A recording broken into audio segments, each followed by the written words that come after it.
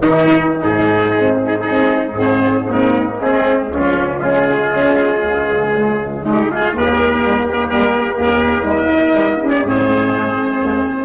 the 6th Massachusetts taking defensive positions around the capital, Lincoln needed to keep the railroad lifeline through Maryland open to bring in more troops and supply the newly recruited soldiers.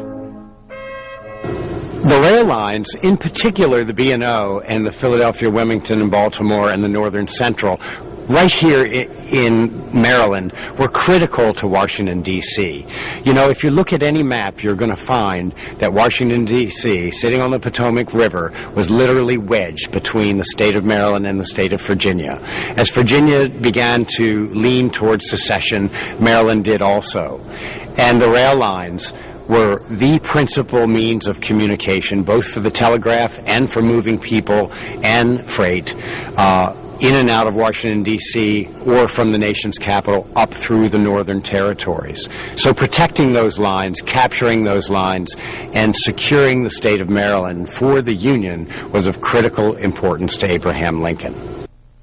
Major General Ben Butler was a political general and one of the most controversial figures of the entire Civil War. He was widely reviled for years after the war by Southern whites, who gave him the nickname Beast Butler. At this critical moment in the nation's history, with the Union capital in jeopardy, Butler came up with a plan to move the Federal Army by water down the Chesapeake Bay to Annapolis, then by rail to the capital. On April 25th, the first Federal troops to travel by this new route entered Washington, to the hysterical relief of the city. In my opinion, Benjamin Franklin Butler is the first hero of the war for the Union. Butler was a political general from Massachusetts, which meant he had no military training whatsoever. He was traveling one day behind the 6th Massachusetts with the 2nd Regiment, the 8th Massachusetts. When he arrived at the Susquehanna River, he learned of the Pratt Street riot. He wisely determined that for him to force his way through Baltimore would have only been more bloodshed and more loss of life. So he confiscated the steamboat Maryland, sailed down the Susquehanna River, and landed his regiment at the Naval Academy dock in Annapolis. While there, he learned the Annapolis and Elk Ridge Railroad, which was a single-track, approximately 18-mile-long railroad that ran from Annapolis to Annapolis Junction on the Washington branch of the B&O Railroad. He rebuilt a disassembled engine, put together a train, and mounted the first ever piece of railroad artillery in military history on the first car. And using this to protect his troops, he rebuilt the Annapolis and Elk Ridge Railroad as far as Annapolis Junction. At that point, a 2nd Regiment, the 7th New York, went on to Washington and was the first troops to manage its way around Baltimore after the Pratt Street riot. It was because of the Pratt Street riot that all rail communications with Washington, D.C. had been severed.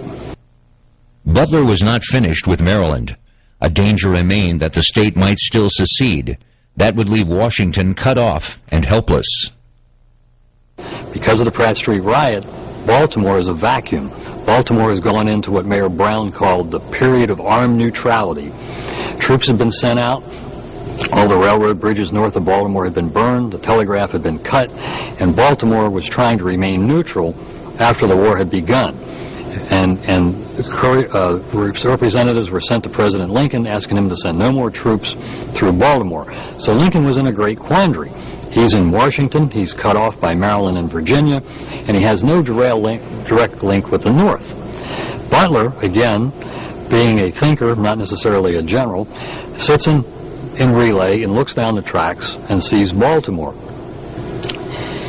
On his own volition, without any communication with Winfield Scott or the president, he sends a telegram to President Garrett of the B&O Railroad, and he says he wants a train. He wants a big train, a train with a locomotive at either end. This train comes out. It's early May, and he lets everybody know that he's going to Frederick, Maryland. And he loads about 1,000 men and several cannons on this train, and it heads west towards Ellicott City, towards Frederick. When the train gets to a blank spot in the track, he separates the train, and one half of the train rolls back east, passes relay, and comes in to Camden Station.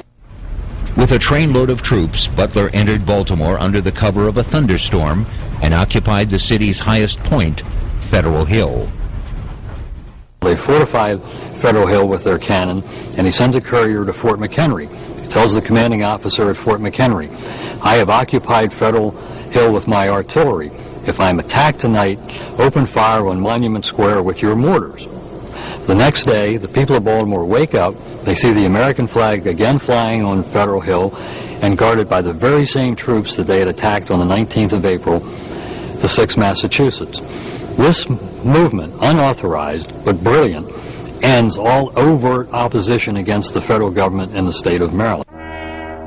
Under the watchful eye of the Yankee Army, Baltimore became a smooth-flowing conduit of federal troops and supplies for the remainder of the war.